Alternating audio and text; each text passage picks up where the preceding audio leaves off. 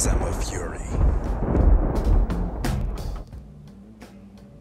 As a real man that doesn't frequent these YouTube streets with content, as you can see, I have a small channel, and as a long-time Mortal Kombat fan, I don't know what else everybody expected from this film. Me, on the other hand, I enjoyed Mortal Kombat. Very good adaptation. To me personally, it hits me more in the feels than the old one did back when I was 17 years old in 1995.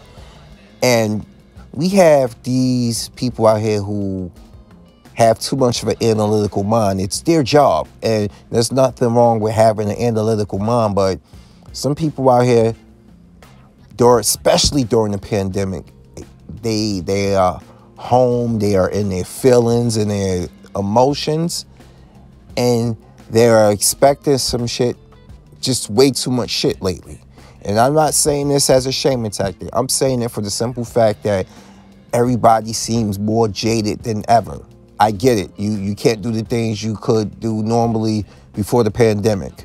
But compartmentalizing this shit, Mortal Kombat was an enjoyable film.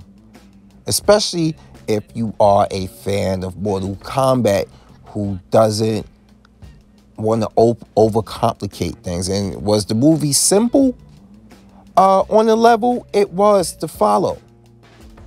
There's the 10th tournament coming up. If Outworld wins this tournament, this is it. They take over the earthrealm. But a prophecy is starting to come true. And the Outworld of Shang Tsung knows that Cole Young is the descendant of Scorpion.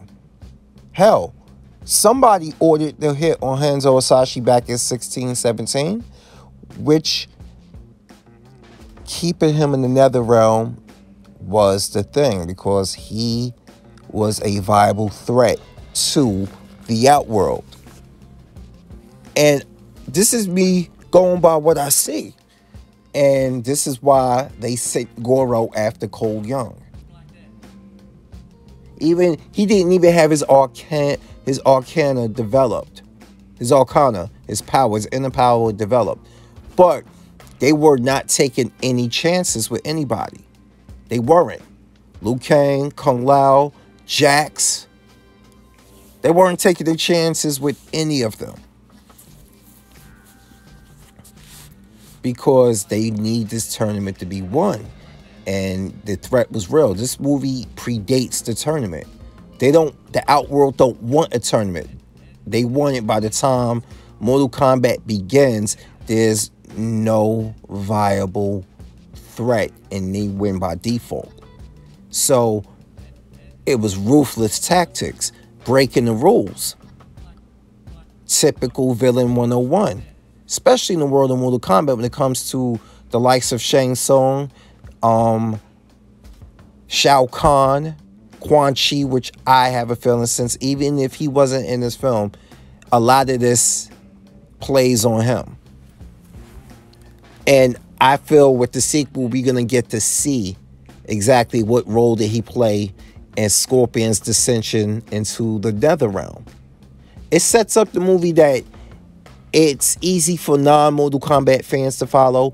And if you're a Mortal Kombat fan, it got your brain, the wheels turning in your brain, telling you, like, you know what? Okay, he gets another realm. You might see Quan Chi eventually. We know we're going to see it. But a lot of the non-Mortal Kombat fans are going to be like, oh shit. Oh shit. When Sub-Zero becomes Noob Saibot, which is going to happen because Joe Taslim signed on for potential sequels, multiple potential sequels. And I'm waiting to see how they're going to incorporate Kuai Liang, which is Sub-Zero's brother, aka Tundra, who takes over the mantle. And there's a lot of questions I have about the film that they didn't explain, but hopefully in the sequels they get to it. Do cryomancers have long-lived life? Or was it magic that kept Sub-Zero alive all these years? And the fact that he was long-lived for centuries makes him it's the reason why he was such a viable threat. Like, meaning that people feared him. He was that dude. And it wasn't just because Joe Taslim played him. It's the way they wrote Sub-Zero, as he was like the badass of this film. We already know what Shang Tsung is capable of, but this is him sending his henchmen to manipulate the plot so a tournament won't happen. You know, Shang Tsung don't have to fight unless he has to. And this movie was not a tournament movie, but it still gave you the feels of Mortal Kombat. It gave you stakes. It gave you a reason why the villains are doing what they're doing. They are threatened. And thank God they didn't make Cole Young the type of character like, oh my God, he's a so-called Mary Sue. No. It's not Cole Young's capability. He's capable. He has a reason to fight, which is his family. The thing is, they made it that it's his bloodline that's the threat. It's the bloodline that's the threat. And it wasn't just that he had that mark on him. It's why he had that mark on him. Everybody else got theirs from fighting. He was born with it. And it's a nice little touch that when Hanzo passed away or was pulled into another realm, you see the mark disappear from his forearm. Did it pass to his baby daughter? Who knows? Was Cole the only one of the Shirai Ryu after Scorpion that had it? We don't know. There's a lot of things that they don't tell you in this movie, but it's still essential details that you can follow easily. I don't know what everybody else have. I'm reading people saying, well, I thought Scorpion's Revenge was a better movie. I'm like, okay, for a $95 million budget, make Scorpion Revenge happen for a $95 million budget. Just I'll wait. The movie will be only an hour long, right?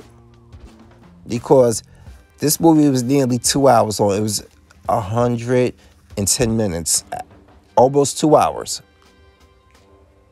It didn't feel that long to me.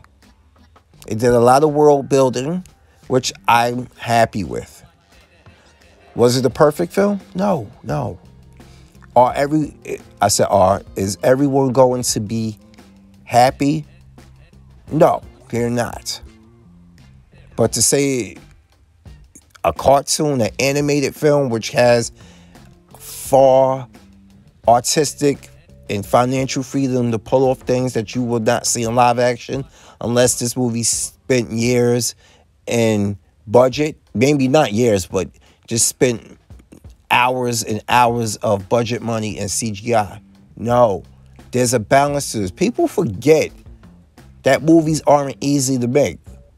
They aren't. Why do you think Godzilla vs. Kong took a minute to come out? Special effects.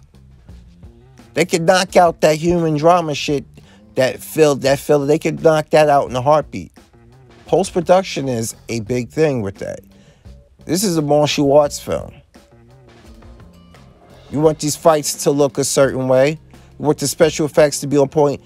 It's not going to be able to give you Scorpion's Revenge, which is drawn, animated. A lot of it uses computers. Like, to even think it's the same thing. But this is me once again saying a lot of people put their expectations way too high for Mortal Kombat. In a world of absurdity in Mortal Kombat, where death is not the end, people get killed, they get their souls restored, or their soul goes to another realm. It's just crazy shit. What do you expect to happen? And why is it so hard to understand that this movie takes place before the tournament? This movie was to try to stop the Earth realm from having an advantage, because they finally have one. The prophecy's coming true. There is a descendant of the Shirarayu who can free Hanzo Hasashi from the Nether realm. One of the greatest warriors of his time. That beginning scene was all about isolating and taking Hanzo out of the picture. Now, his bloodline, there's a person in his bloodline who was born with the mark. And now I can actually see it. Now that I'm thinking about it, probably nobody else throughout his descendants had it but him. The prophecy. Not that he's the greatest warrior, he's going to bring balance to the force like he's Anakin Skywalker. No, it's because of he had the potential to bring back Scorpion, and he did. His blood on that kunai. Why do you think Raiden gave it to him? Why do you think Raiden sent him home? Raiden kept listening to him. Was like, I have my family to fight for. I would die for them. Liu Kang didn't get it right. Liu Kang thought pain was, and anger, focusing that was his way to unlocking his arcana. It was his family, so Raiden sent them home. Like, I don't know what the fuck else y'all want. I thought the movie is a solid 7 to me. Honestly. It's a solid 7. I know now that they're building, the world is being built, established. You got your core characters, and it's going to bring in more core characters. It's going to bring in more bad guys who are core characters also. It even sets up how Kano gets his metal eye. It even sets that up. And it even makes sense of the fact that the eye isn't the source of his power. It's a replacement to the one that he lost. In different iterations, Jax loses his arms in different ways. Now we see Kano loses his in a different way, loses his eye. We saw in Mortal Kombat Legacy that Jax knocked that shit smooth out the fucking socket. So there's a lot of things here, and it's not going to be spot on with the video game, which in itself isn't one consistent story. If you play Mortal Kombat 11, you know that Chronica has been manipulating the timeline. So watching this movie play out a little bit differently shouldn't be shocking to you. But I digress. Anyway, Mortal Kombat 7 out of 10. Love the movie. Can't wait to see if this movie gets a sequel and they can do better with it. And do more and bring the tournament to us. Anyway, y'all. Because I'm a Fury, I'm here. And now I'm out. Peace.